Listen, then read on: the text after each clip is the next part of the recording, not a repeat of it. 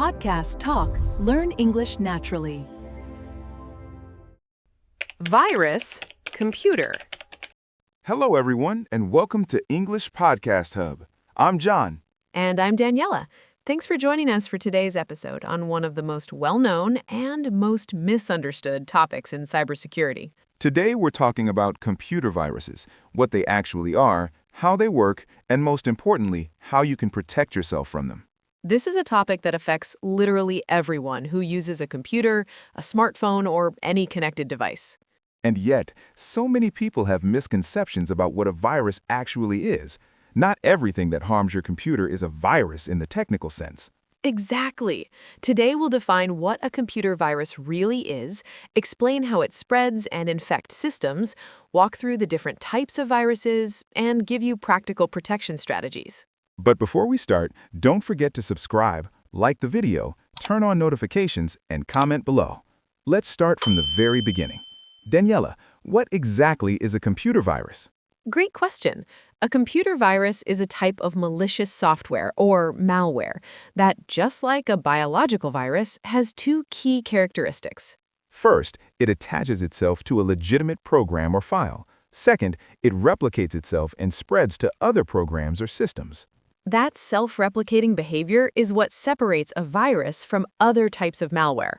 Without it, it's not technically a virus. So when people say, I have a virus, and mean something like spyware or ransomware, that's actually not always accurate, though understandable.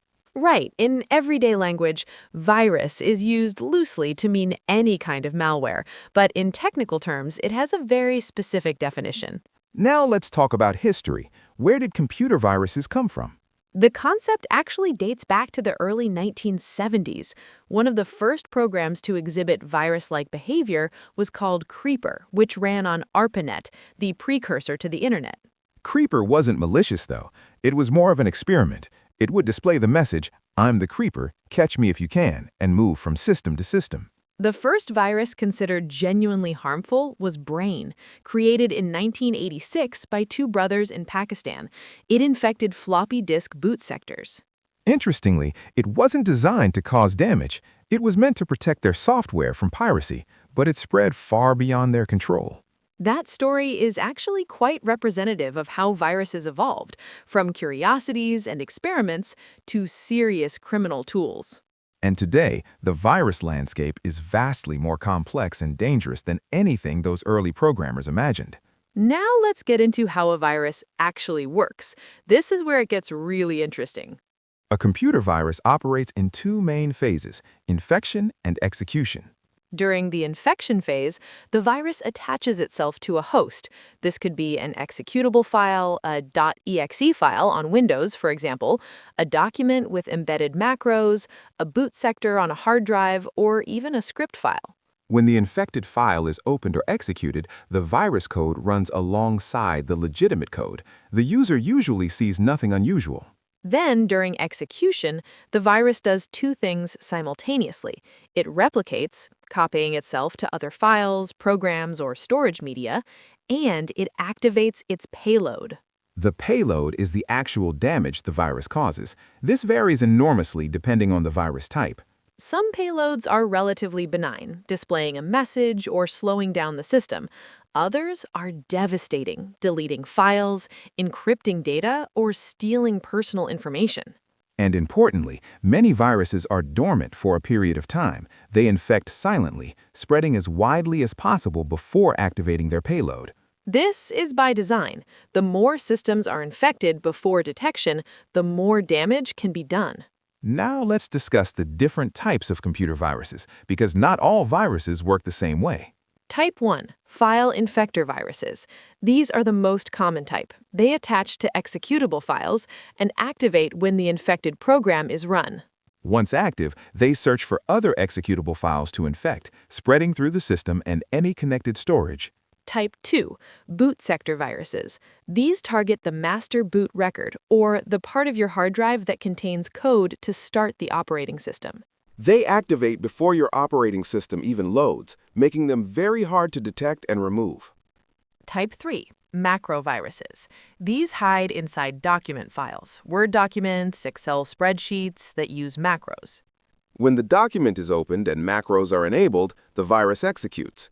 These spread rapidly through email attachments. Type 4, resident viruses. These install themselves into your computer's memory, RAM, and from there they can infect any file that is opened or executed. Type 5, multipartite viruses. These are particularly dangerous because they combine infection methods, attacking both files and boot sectors simultaneously. Type 6, polymorphic viruses.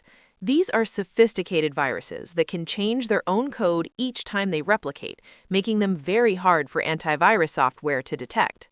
Type 7, metamorphic viruses. Even more advanced than polymorphic, they completely rewrite their code with each replication. And Type 8, web scripting viruses. These exploit vulnerabilities in web browsers, hiding in malicious web pages or embedded scripts. Now let's talk about how viruses spread, because understanding the infection routes helps you protect yourself. The most common vector today is email attachments. You receive an email with an infected document or executable. You open it, the virus activates. This is why you should never open attachments from unknown senders, and even from known senders if the email seems unexpected or suspicious. The second major vector is infected websites. Simply visiting a compromised website can sometimes be enough to trigger a drive-by download. This usually exploits vulnerabilities in your browser or its plugins, which is why keeping your software updated is so critical. Third, infected removable media. USB drives, external hard drives. Plugging in an unknown device can immediately transfer a virus. This is actually how the famous Stuxnet worm, technically not a virus but similar, is believed to have reached isolated nuclear facility computers in Iran. Fourth, peer-to-peer downloads. Downloading pirated software, music, or games from untrustworthy sources is an extremely high-risk activity. Infected files are often disguised as legitimate software or bundled with it. Fifth, software vulnerabilities. Even legitimate software can have security holes. Attackers exploit these to install malicious code without any action from the user. This is called a zero-day exploit, when the vulnerability is unknown to the software developer at the time of attack. Now let's talk about how to recognize that your computer might be infected. Warning sign 1. Slow performance. A virus consuming system resources can dramatically slow down your computer. Warning sign 2, unexpected crashes or errors. If programs crash frequently or your system restarts randomly, this can indicate infection. Warning sign 3, unusual activity. Files appearing, disappearing, or being modified without your action. Warning sign 4, high network activity. A virus trying to spread or communicate with its operator will generate unusual network traffic. Warning sign 5, antivirus disabled. Some sophisticated viruses specifically target and disable security software. Warning sign 6, unknown programs. New programs appearing on your system that you didn't install. And warning sign 7, contacts receiving strange messages from you. If your email or social media is sending messages you didn't write, your system may be compromised. Now let's discuss the most important part, how to protect yourself, because prevention is far better than dealing with an infection. Protection strategy 1. Keep your operating system and software updated. This is arguably the single most important thing you can do. Software updates often contain security patches that close vulnerabilities viruses exploit. Delaying updates leaves those doors open. Enable automatic updates wherever possible. Don't dismiss update notifications. Protection strategy 2. Use reputable antivirus software. Modern antivirus solutions do much more than detect known viruses. They use behavioral analysis, machine learning, and cloud-based threat intelligence to identify even new, unknown threats. Keep your antivirus updated and run regular scans. Don't just rely on real-time protection. Protection strategy 3. Be extremely cautious with email. Apply a simple rule. If you weren't expecting an attachment, don't open it. Verify with the sender through a different channel if you're unsure. Attackers often impersonate trusted contacts. Be especially wary of urgency in emails. Your account will be closed. You must act now. This is a pressure tactic to make you act without thinking. Protection strategy 4. Use a firewall. A firewall monitors and controls network traffic, blocking unauthorized connections. Most operating systems include a built-in firewall. Make sure it's enabled. Protection strategy 5, back up your data regularly. If you do get infected, a recent backup can save you from losing everything.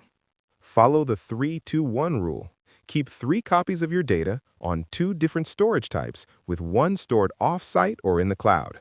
Protection strategy 6, practice safe browsing. Use a reputable browser, install an ad blocker, and avoid suspicious websites.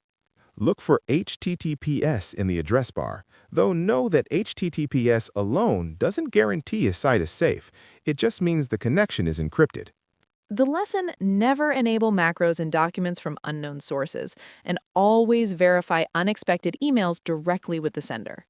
Now let's talk about what to do if you suspect you're already infected.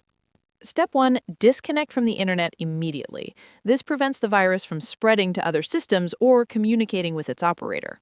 Step 2, don't panic and don't do anything drastic. Avoid deleting files randomly. You might make things worse. Step 3, boot into safe mode.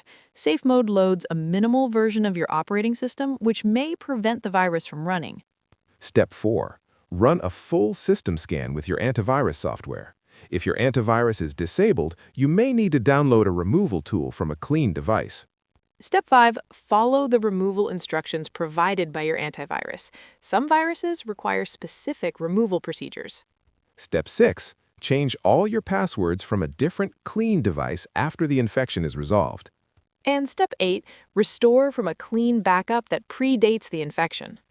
Now let's do a quick demonstration to make these concepts concrete. John, walk me through what happens in a typical phishing email attack. Sure. So imagine you receive an email that looks like it's from your bank. The subject line says, "Urgent, your account has been suspended." That urgency is the first red flag. Legitimate organizations rarely ask you to take immediate action via email. The email contains an attachment, account verification form.doc. Looks official, right? But inside that document is a macro virus. When you open it, Word asks if you want to enable macros. That little dialog box is actually the critical moment. If you click Enable Content, the macro executes, the virus installs itself, and you likely see nothing unusual on screen. Business as usual. But in the background, the virus has now copied itself into other documents on your system and may have started keylogging, recording every keystroke you make. Including your banking passwords, your email credentials, everything. The lesson? Never enable macros and documents from unknown sources, and always verify unexpected emails directly with the sender. Now let's talk about some famous viruses in history, because understanding real examples really brings these concepts to life. I Love You from the year 2000. It spread via email with the subject line, "I love you," and an attachment called loveletterforyou.txt.vbs. People opened it out of curiosity or flattery, and it spread to millions of computers worldwide within hours, causing an estimated $10 billion in damage. The Morris worm from 1988, technically a worm, not a virus, but historically significant. It was one of the first programs to gain widespread attention as malware. It exploited vulnerabilities in Unix systems and spread so rapidly it slowed down much of the early internet. Melissa, 1999, a macro virus that spread via Microsoft Word documents. It mass-mailed itself to the first 50 contacts in the victim's address book. It overloaded email servers worldwide and caused an estimated $80 million in damage. And CIH, also known as Chernobyl virus from 1998, particularly destructive. It overwrote critical system information and in some cases even flashed the BIOS, making computers unable to boot. These historical examples highlight how quickly viruses can spread and how significant the damage can be. Now let's discuss the broader ecosystem, because viruses don't exist in isolation. They're part of a larger cybersecurity landscape. Viruses are one type of malware. Others include worms, which spread without a host file, Trojans, which disguise themselves as legitimate software, ransomware, spyware, adware, and more. Modern attacks often combine multiple types. A virus might install a Trojan, which downloads ransomware, which then encrypts your files for a ransom payment. The people behind these attacks range from individual hackers looking for notoriety to organized criminal groups profiting financially to nation-state actors conducting espionage or sabotage. This is why cybersecurity is now a national security issue, not just an IT issue. Now let's create a practical action plan based on everything we've discussed. This week, check that your operating system and all software are fully updated. Enable automatic updates. This week, make sure you have reputable antivirus software installed and that it's up to date. Run a full scan. This week, back up your important data.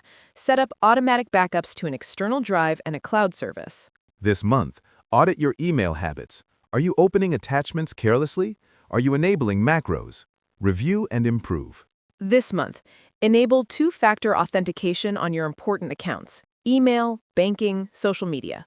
Ongoing, stay informed. The threat landscape changes constantly. Follow reputable cybersecurity news sources. And ongoing, educate the people around you. Often the weakest link in security is someone in your household or organization who isn't aware of the risks. As we wrap up, let's give a final summary of the key points from today's episode.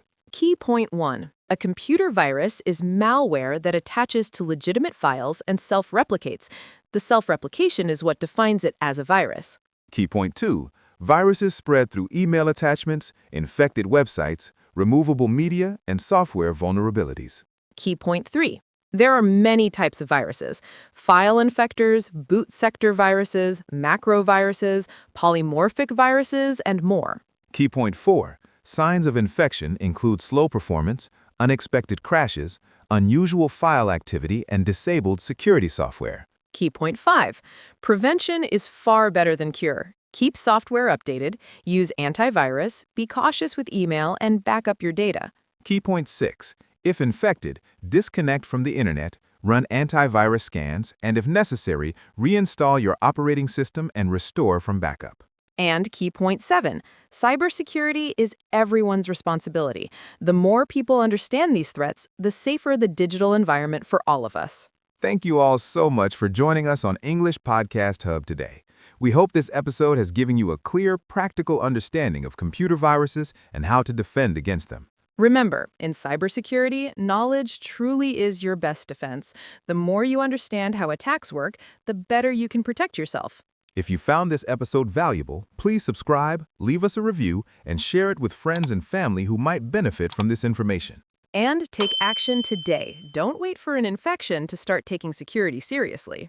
Until next time, stay safe out there, online and offline. Stay secure, everyone.